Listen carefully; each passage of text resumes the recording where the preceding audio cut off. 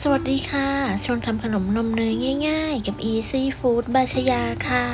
คลิปนี้มาชวนทำเค้กโรลสูตรเค้กโรลเผือกสูตรเค้กง่ายๆเค้กโรลสูตรนี้เป็นสูตรชิฟฟ่อนเป็นสูตรเค้กพื้นฐานต่อยอดได้หลายเมนูเราไปดูวิธีทำกันเลยค่ะขั้นตอนแรกเรามาเปิดเตาวอร์มไฟก่อนจากเตาอบที่อุณหภูมิ170องศาก็จะวอร์มไฟไว้ที่180องศาเพื่อป้องกันไฟลดลงจากการที่เราเปิดปิดเตาต่อไปเรามาลงมือทำกันเลยค่ะเริ่มจากการแยกไข่จะใช้เป็นไข่ไก่เบอร์2จำนวน3ฟองแยกไข่แดงและไข่ขาวออกจากกันโดยระวังอย่าให้มีไข่แดงติดไปในไข่ขาวและควรเลือกใช้เป็นไข่สดใหม่เค้กจะได้ไม่คาวไข่ขาวก็จะได้ตีขึ้นง่ายหลังจากแยกไข่เสร็จแล้วเราก็มาทำส่วนผสมของไข่แดงกันก่อนใส่น้ำตาลทรายและเกลือลงไปในไข่แดงจากนั้นใช้ตะกร้อมือคนส่วนผสมให้เข้ากันคนจนส่วนผสมเข้ากันดีจากนั้นเราก็จะใส่นมสดและน้ำมันพืชใช้เป็นนมสดรสจืดน้ำมันใช้เป็นน้ำมันพืชน้ำมันคาโนราน้ำมันมะพร้าวหรือน้ำมันรำข้าวก็ได้ใส่กลิ่นเผือกและสีม่วงลงไปจากนั้นคนส่วนผสมให้เข้ากันคนจนส่วนผสมเข้ากันดีเสร็จแล้วเราจะใส่แป้งจะใช้เป็นแป้งเค้กบัวแดงเพื่อนๆจะใช้ยี่ห้ออื่นก็ได้ร่อนแป้งเค้กลงไปในส่วนผสมเสร็จแล้วก็ใช้ตะกร้อมือคนส่วนผสมให้เข้ากันด้วยความเร็ว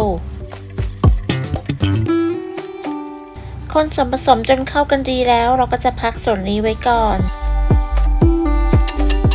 ต่อไปเรามาตีไข่ขาวก็จะมีไข่ขาว3ฟองที่เราแยกไว้น้ำตาลทรายและครีมออฟพาท่าถ้าไม่มีครีมออฟพาท่าสามารถใช้น้ำมะนาวหรือน้ำส้มสายชูแทนได้เปิดสปีดความเร็วกลางตีให้ขึ้นฟองหยาบเล็กน้อยจากนั้นใส่ครีมออฟพาท่าลงไปตามด้วยน้ำตาลทรายโดยแบ่งใส่น้ำตาลทราย3รอบแต่ละรอบให้ห่างกันประมาณ 10-15 วิใส่จนกระทั่งน้ำตาลทรายหมดจากนั้นก็จะตีต่อจนกระทั่งไข่ขาวมีลักษณะเป็นสีขาวนวลเป็นริบบอนตั้งยอดอ่อนปานกลางปลายงองุ้มประมาณนี้ก็ใช้ได้แล้วค่ะ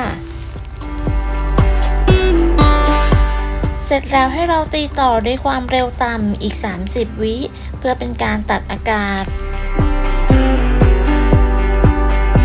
ต่อไปนำไข่ขาวที่ตีได้นี้มาผสมกับส่วนผสมของไข่แดงที่เราทำไว้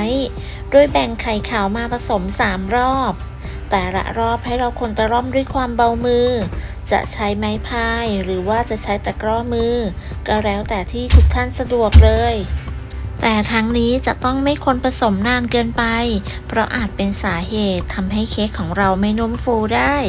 ลักษณะส่วนผสมที่ดีจะต้องไม่ข้นแล้วก็ไม่เหลวเกินไปถ้าได้ประมาณนี้รับรองว่าเค้กของเรานุ่มฟูแน่นอนเสร็จแล้วเราก็นำไปใส่ถาดกันเลยวันนี้ใช้ถาดขนาด 9x12 นิ้วปูด้วยกระดาษไขจะตัดให้สูงกว่าขอบถาดประมาณ 1-2 เซนจะทาไขมันที่ก้นถาดหรือไม่ทาก็ได้ใส่ส่วนผสมเสร็จแล้วก็เกลี่ยให้ทั่วจากนั้นเคาะเบาๆเพื่อไล่อากาศก่อนนำเข้าอบที่อุณหภูมิ170องศาใช้ไฟบนล่างไม่เปิดพัดลมจะวางไว้ชั้นล่างของเตาอบใช้เวลาอยู่ที่ประมาณ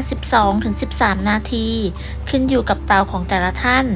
เมื่อสุกแล้วก็นำเค้กออกจากเตากระแทกพิมพ์เบาๆเพื่อให้เค้กเซ็ตตัวจากนั้นยกเค้กออกจากถาดดึงกระดาษด้านข้างออกแล้วก็พักเค้กไว้ให้เย็นเมื่อเค้กเย็นแล้วเราก็นำเค้กมาม้วนกันได้เลย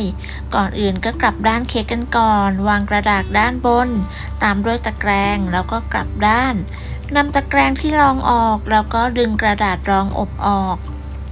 เค้กที่ได้จะมีความนุ่มแล้วก็หอมกลิ่นเผือกจะตัดด้านปลายให้เฉียง45องศาตัดด้านบนให้เป็นเส้นตรงเท่ากันจากนั้นกรีดเป็นรอยบากประมาณ3เส้น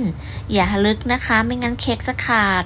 จากนั้นปาดบัตเตอร์ครีมหรือวิปปิ้งครีมตามที่ชอบเลยแจ็คแปะสูตรวิปปิ้งครีมและบัตเตอร์ครีมที่รายละเอียดและคำอธิบายใต้คลิปนะคะเพื่อนๆสามารถกดดูได้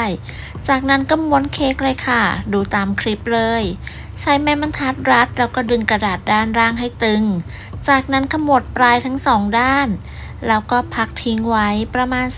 30-60 นาที เพื่อให้เค้กเซตตัว เมื่อเค้กเซตตัวแล้วเดี๋ยวเราก็จะมาตัดกันค่ะวันนี้แจ็คใช้เป็นบัตเตอร์ครีมช่วงระหว่างที่รอให้เค้กเซตตัวแจ็คไม่ได้แช่เย็นนะคะแต่ถ้าใครใช้วิปปิ้งครีมก็แนะนำให้แช่เย็นด้วยจากนั้นเมื่อเซตตัวดีแล้วเราก็นำมาตัดตามขนาดที่ต้องการ